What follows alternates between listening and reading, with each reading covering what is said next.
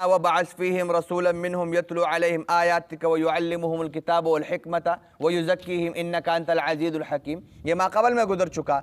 यहाँ पर दोबारा उसी का तज़किरा है कि भाई ये जो रसूल हमने भेजा है ये तुम ही में से है और इसकी ज़िम्मेदारियाँ क्या है। देखे, यतलू अलैकुम आयातिना, पहली ज़िम्मेदारी इस नबी की ये है कि ये तुम पर पढ़ता है आयात, कुरान की आयात। इससे ये पता चला कि नफ्स से तिलावत करने में, कुरान मजीद के पढ़ने में भी क्या है, सवाब है। हर हरफ पर 10 नेकियां है। अलिफ लाम मीम 3 हरफ है तो ये 30 नेकियां हुई। तो नबी के तालीमात और मकासद में से पहला मकसद ये बयान किया गया, यतलू अलैकुम आयातिना, वो तुम पर मेरी आयात पढ़ेगा। तो इससे ये पता चला कि जो कुरान मजीद की तिलावत है ये एक अलग इबादत है और इसके ऊपर सवाब मिलता है, अगरचे इसके मानी और मतालिब बंदा समझता हो या ना समझता हो। ये पहली बात इससे समझ में आई।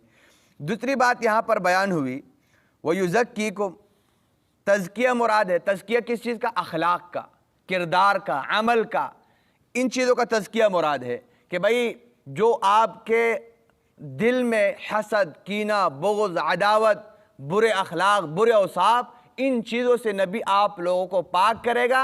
वो किस तरह होगा? ये कोई इस तरह नहीं है कि वो कोई चीज़ पिला देगा तो वो पाक हो जाएंगे। नबी तालीमात देगा, जो तालीमात पर अमल करेगा तो बुरे औसाफ से पाक हो जाएगा और नेक औसाफ आ जाएंगे। वह युज़क्कीकुम का मतलब ये, वह युअल्लिमुकुमुल किताब वल हिकमा। मज़ीद जो है नबी के मकासद में से एक मकसद ये बयान किया गया कि ये किताब सिखलाएगा, किताब की तालीम देगा। किताब से मुराद क्या है? कुरान। अल्लाह के रसूल सल्लल्लाहु अलैहि वसल्लम पर कौन सी किताब उतरी?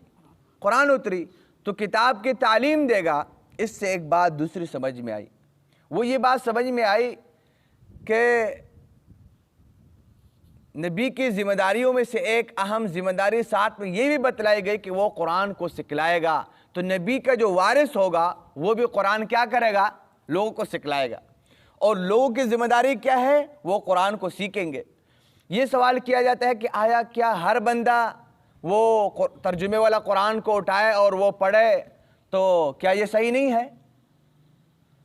तर्जुमे वाला कुरान उठाए और पढ़े, उस्ताद की ज़रूरत ही नहीं है, किसी के सामने बैठने की ज़रूरत ही नहीं है, तो क्या ये ठीक है कि नहीं? ये बिल्कुल गलत है। इस कुरान की आयत ने बतला दिया, वयुअल्लिमुकुमुल किताब, और इस नबी की तालीमात और मकासद में से एक मकसद ये है कि ये तुम्हें किताब सिखलाएगा। मैं आपसे एक सवाल पूछता हूँ, अल्लाह के रसूल सल्लल्लाहु अलैहि वसल्लम के सामने मुखातब कौन थे? अरब थे कि नहीं थे? और फसीह अरब थे। कुरान भी उनकी ज़बान और नबी की ज़बान भी अरबी, उन लोगों की ज़बान भी अरबी, कुरान भी अरबी में उतर रहा है।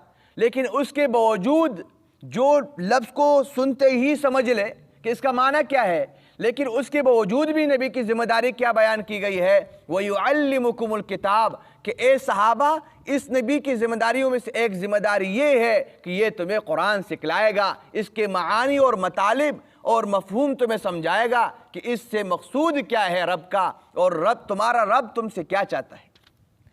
तो इससे मालूम हुआ कि ये जो लोग आजकल जो है सिर्फ तर्जुमे वाला कुरान उठाकर और जो है अल्लामा बन जाते हैं, यही वजह होती है कि वो बग़ैर उस्ताद के क्या हो जाते हैं? गुमराह हो जाते हैं। बग़ैर उस्ताद की निगरानी में पढ़ने की वजह से क्या हो जाते हैं?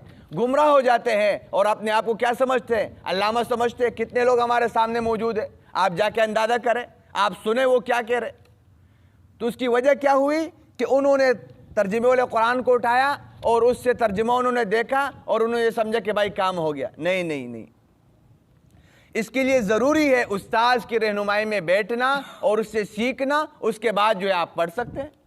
तो ये इससे ये मालूम हुआ। तो लिहाजा ये लोग जो गलत फहमी मुब्तला है, इससे हम बचे। जहाँ पर भी दर्स कुरान वगैरह के हल्के लगते हैं, हम उसमें बैठा करें, दर्स कुरान को सुना करें, फिर उसके बाद जो उसके अपने मुताल्लिक़ उस्ताद और रहनुमा से पूछे कि भाई मज़ीद मुझे जो है कुरान को सीखना है, समझना है, पढ़ना है, कौन सी तफासीर में पढ़ूँ।